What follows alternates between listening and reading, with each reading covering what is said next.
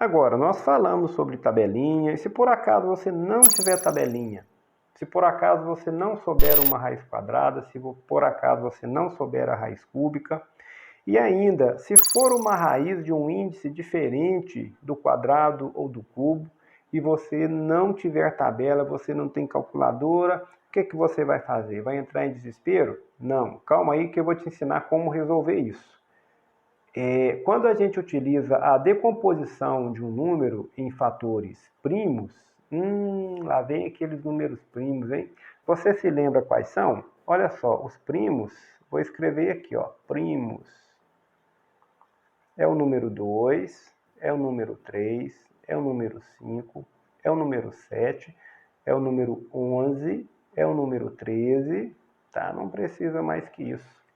Eu posso dizer para você, se você memorizar esses primeiros aqui, ó, você consegue fazer quase todos os exercícios, tá? Usando decomposição em fatores primos. O que é isso? Vamos supor que eu queira calcular uma raiz quadrada. Por exemplo, a raiz quadrada de 256, tá? Raiz quadrada, índice 2, não vou colocar aqui. Eu estou sem a tabelinha, eu estou sem calculadora, tá? Ou nem posso usar a calculadora, e vou querer saber qual é essa raiz quadrada.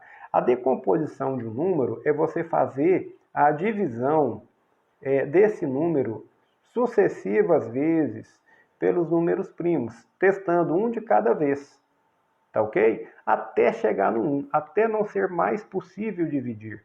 Então veja bem, o número 256 é um número par, eu consigo dividir isso aqui por 2, 256 dividido por 2 é 128.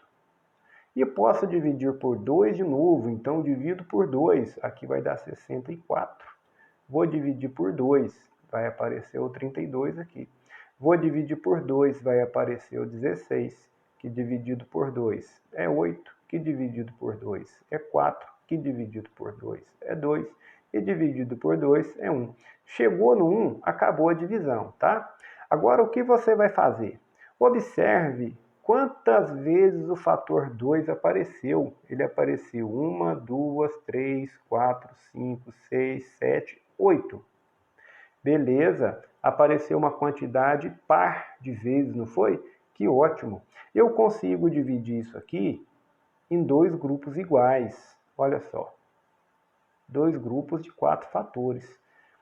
2 elevado a 4 e 2 elevado a 4. Agora, por que dois grupos? Porque eu estou falando de raiz quadrada. Quando eu falo em raiz quadrada, eu preciso de dois grupos. Se for possível dividir em dois grupos, é porque existe a raiz quadrada exata do 256. E a raiz quadrada é justamente o valor representado por cada um desses grupos. 2 elevado a 4 é igual a 16, 2 elevado a 4 é igual a 16. Significa que a raiz quadrada que eu quero é o 16, beleza? 16 elevado ao quadrado é 256. Vou tomar outro exemplo aqui do lado. Eu quero tomar a raiz quadrada de 625. 625 ele é um quadrado perfeito que está na tabela, se você fez a tabela no seu caderno. Então você iria a essa tabela, consultaria, né, e perceberia que seria o 25. Mas vamos supor que você não tenha a tabela. Eu vou resolver por divisões sucessivas. Olha só, 625. O 625 ele não pode ser dividido por 2. Então eu passo para o próximo, que é o 3. O 625 não pode ser dividido pelo 3.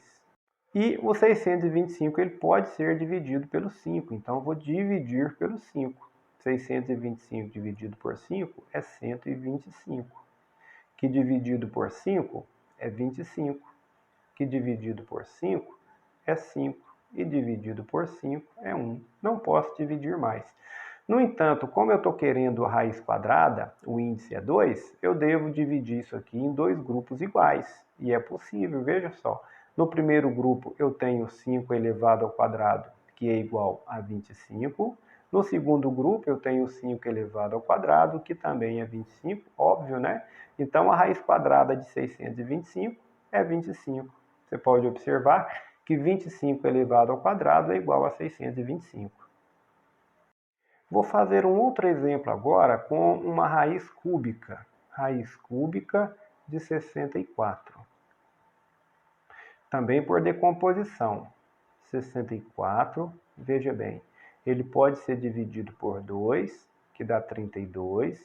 Pode ser dividido por 2, dá 16. Pode ser dividido por 2, dá 8, que dividido por 2 dá 4, dividido por 2 dá 2, dividido por 2 dá 1. Beleza, olha só, como eu desejo a raiz cúbica, eu preciso distribuir esses fatores aqui em 3 grupos iguais. Então veja só, aqui eu tenho um grupo, aqui eu tenho outro, aqui eu tenho o terceiro grupo. Todos eles é 2 elevado ao quadrado, que é igual a 4.